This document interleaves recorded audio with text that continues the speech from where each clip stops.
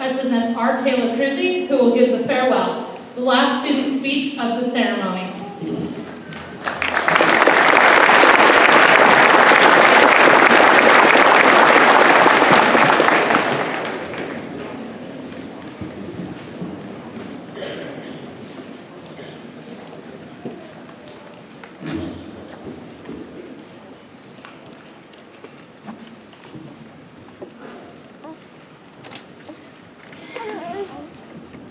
Good afternoon, everyone.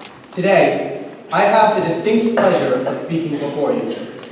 As speakers, it is our responsibility to tell you how to be the best person you can. As young people, we are often given guidelines to help us achieve this goal. Moral path markers, which are considered gospel, are woven into every quote imaginable. Work hard, do your best, stay humble, calm down, be selfless. Now, of course, these are all good mottos. We don't want to be rude, angry, terrible, and lazy people, right? Or do we? While society may think it knows what is good, maybe we should reconsider what it even means to be good. Perhaps sometimes being bad is exactly how we become our best selves. So today, it is my goal to convince all of you why we should all be sinful. Most of the trouble in the world is caused by people wanting to be important. T.S. Eliot. Pride. We have all worked extremely hard to be here today. Through at least 4 years of seemingly endless papers, studying, and reading, even over breaks and vacations, we have all made it to these seats. We should all be incredibly proud of these accomplishments. Being prideful of our achievements shouldn't be frowned upon. Your hard work deserves recognition. Pride gives us the confidence to take risks in life and the ability to advocate for ourselves. It can give us the motivation to succeed, and it allows us to get validation from ourselves rather than from others. We all have the capacity to do amazing things. I'm sure that after we leave this school, we will all work our hardest to make sure the world is a better place in different ways. So be prideful of these accomplishments. You've earned them. Envy and jealousy are incurable diseases. Robert Kraft. Anger does not solve problems. Anger only makes things worse. Lionel Sosa. Envy and anger. In truth, envy and anger are hard to advocate for. They can make people mean, rude, and hateful. However, it is often from these emotions that we find what we need to improve upon. Anger and disappointment are many times hard to cope with, but with the right attitude and mindset, these can make us stronger, more determined, and more passionate than ever before. Being envious can be a useful tool, if anything else, to determine what your true priorities in life are. No one is perfect. We will all deal with challenges, failures, and obstacles. Is failing fun? Rarely. Is it crucial? Of course. Anger is our initial motivator, which can kick us into gear. Wrath and jealousy are powerful emotions. Use this to your advantage. Of course, I'm not saying be angry at yourself or others, but let yourself feel. Be passionate about your dreams. So be angry. Be envious.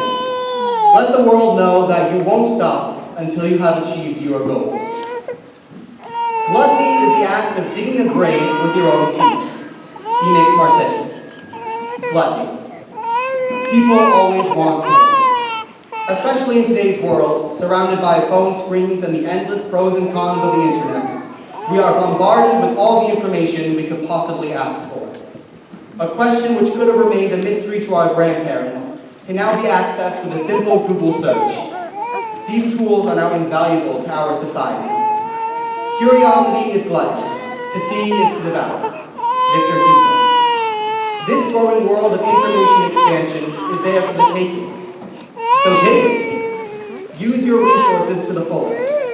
Discovering answers for yourself does have its rewards, but with modern resources, we have the opportunity to work smarter, not harder. So be gluttonous.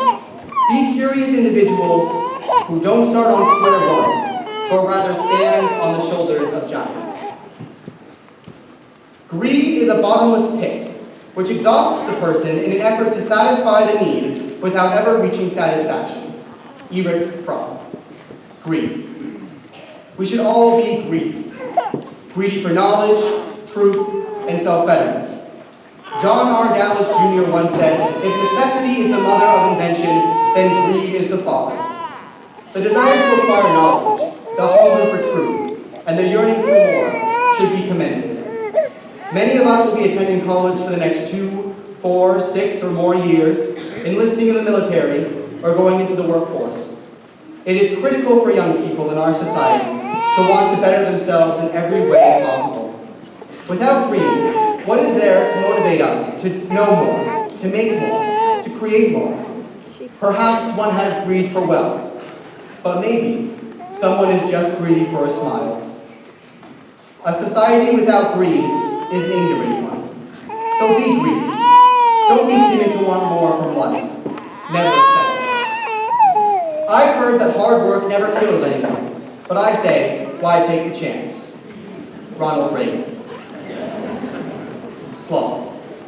While it may seem ironic, I believe one of the keys to a good education is one which encourages its students to be slothful.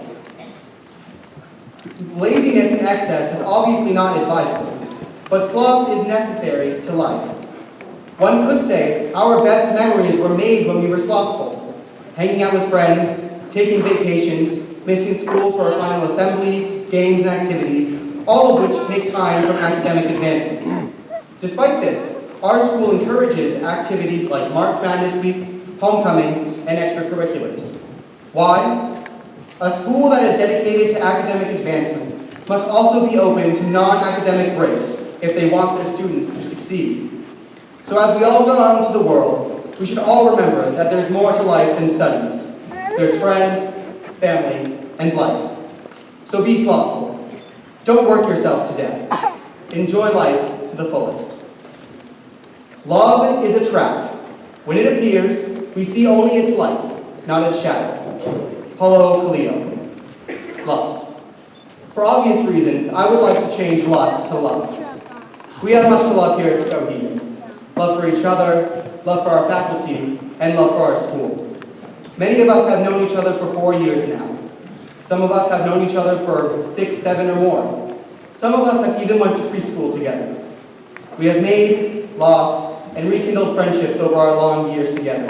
So even though we won't ever talk to each other again after today, I encourage everyone to remember the amazing people that we grew up with. In addition, we must also take the time to thank the people here today who love us. Parents, guardians, grandparents, aunts, uncles, and, although most couldn't make it, pets, who have been our biggest fans throughout the years. To the family members here today and at home, we all appreciate your constant support and unconditional love. Now, I doubt that in 20 years we will have remembered everything, if anything, we learned at this school. I doubt we will even remember all of each other. However, I bet that we will remember the teachers here who have made an impact on us. People will forget what you said, people will forget what you did, but people will never forget how you made them feel. Maya Angelou. The educators surrounding us today have dedicated hours of time and vast amounts of patience to get us in these seats. We should all be extremely appreciative of these men and women at this school who have shaped us into the people we are today, for better or worse. So don't be afraid to love. Don't be hesitant to make meaningful connections with others. Be vulnerable, and don't be afraid to put your trust in others as they do to you. Of course, humility, kindness, patience, moderation, generosity, and diligence are all good things. But sometimes, we're all so wrapped up in the good that we forget to find the value in the bads. So my departing words for all of you today are this. Find every opportunity for growth. You may find it in unusual places, even in sin. But remember, of course, everything in moderation. Thank you.